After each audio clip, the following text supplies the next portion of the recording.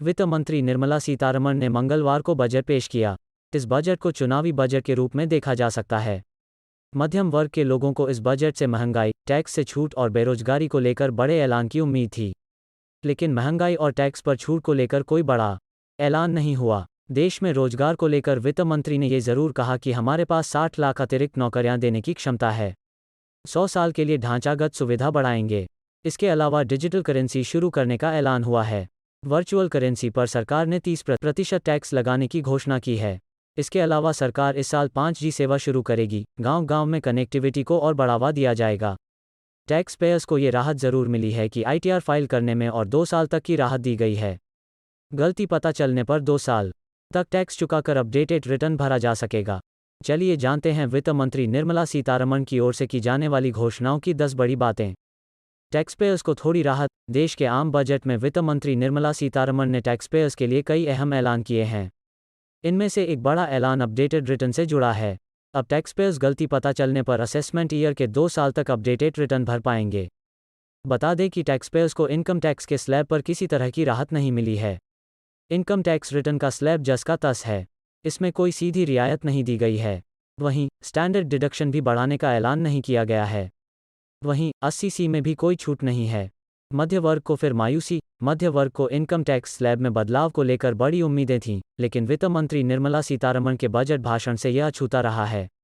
यह लगातार 7वां ऐसा बजट था जिसमें इनकम टैक्स स्लैब पर कोई चेंज नहीं किया गया है। इसके अलावा डिडक्शन को लेकर भी कोई राहत नहीं दी गई है।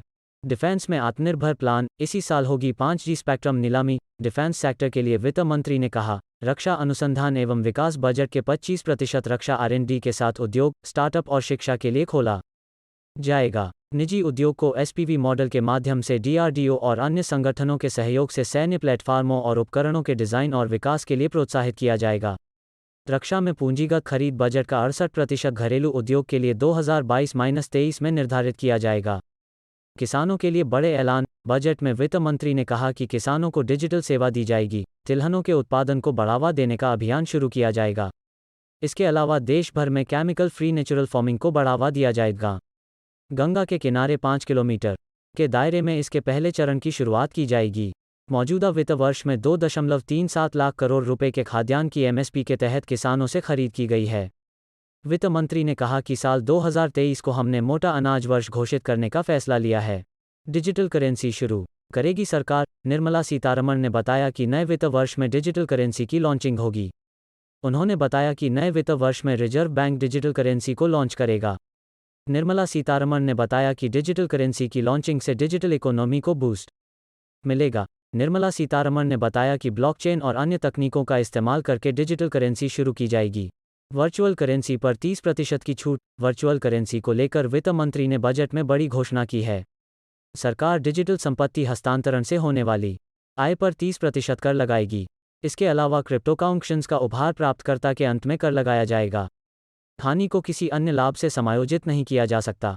खत्म हुई बैंक पोस्ट ऑफिस की दूरियां। पैसे ट्रांसफर से सब कुछ होगा डिजिटल। कोरोना काल में दूसरी बार वित्त मंत्री निर्मला सीतारमण ने आम बजट पेश किया। इस दौरान उन्होंने पोस्ट ऑफिस के डिजिटलाइजेशन पर जोर दिया। उन्होंने बताया कि पोस्ट ऑफिस अब पूरी तरह डिजिटल होंगे। वित्त मंत्री निर्मला सीतारमण ने कहा कि 1.5 लाख डाकघरों में 100% कोर बैंकिंग प्रणाली पर आएंगे। इसके जरिए net banking, mobile banking, ATM के माध्यम से खातों तक पहुंच होगी। इसके अलावा डाकघर खातों और बैंक खातों के बीच पैसे ऑनलाइन ट्रांसफर किए जा सकेंगे। खुलेगी डिजिटल यूनिवर्सिटी। PME विद्या का होगा 200 चैनलों तक विस्तार। वित्त मंत्री निर्मला सीतारमण ने कोरोना महामारी के मद्देनजर बजट में डिजिटल शिक्षा व ऑनलाइन लर्निंग पर खासा जोर दिया। उन्होंने कहा कि कोरोना काल में पढ़ाई का काफ़ी नुकसान हुआ है, इसलिए कंटेंट और लर्निंग को प्रोत्साहन दिया जाएगा। देश में डिजिटल की स्थापना होगी। PME विद्या के 1 क्लास 1 TV चैनल कार्यक्रम को 12 से 200 TV चैनलों तक बढ़ाया जाएगा। यह सभी राज्यों को कक्षा 1 से 12 तक क्षेत्रीय भाषाओं में सप्लीमेंट्री शिक्षा प्रदान करने में सक्षम बनाएगा। मानसिक समस्याओं के लिए नेशनल टेलीमेंटल हेल्थ प्रोग्राम भी शुरू होगा। LIC के IPO पर तेजी। इस साल और बढ़ेगा निजीकरण। मंगलवार को वित्त मंत्री निर्मला सीतारमण ने अपने संबोधन में कहा कि LIC के IPO पर तेजी से काम चल रहा है। इस साल निजीकरण को और बढ़ाया जाएगा। पूंजीगत व्यय बढ़ाने से देश की आर्थिक रिकवरी को बढ़ाया जाएगा। इससे पहले इसी साल सरकार ने एयर इंडिया का विनिवेश पूरा किया है। एमएसएमई सेक्टर को 2 लाख करोड़ का अतिरिक्त कर्ज। वित्त मंत्री निर्मला सीतारमण ने आम बजट में सूक्ष्म, लघु एवं मध्यम उद्यम यानी एमएसएमई के लिए कई अहम ऐलान किए गए हैं। Emergency credit line guarantee scheme के तहत 130 लाख से अधिक एमएसएमई को लोन दिए गए हैं। ईसीएलजीएस के दायरे को 50,000 करोड़ रुपए से बढ़ाकर 5 लाख करोड़ रुपए तक कर दिया गया है। इससे 2 लाख करोड़ रुपए का अतिरिक्त लोन मिल सकेगा। वित्त मंत्री निर्मला सीतारमण ने बताया कि उद्यम, ई-श्रम, एनसीएस और असीम पोर्टल्स को लिंक किया जाएगा। इससे एमएसएमई का दायरा बढ़ जाएगा। अगर आपको हमारा यह वीडियो पसंद आया हो तो लाइक और शेयर कीजिए और हाँ, हमारे चैनल को सब्सक्राइब करना मत भूलिएगा।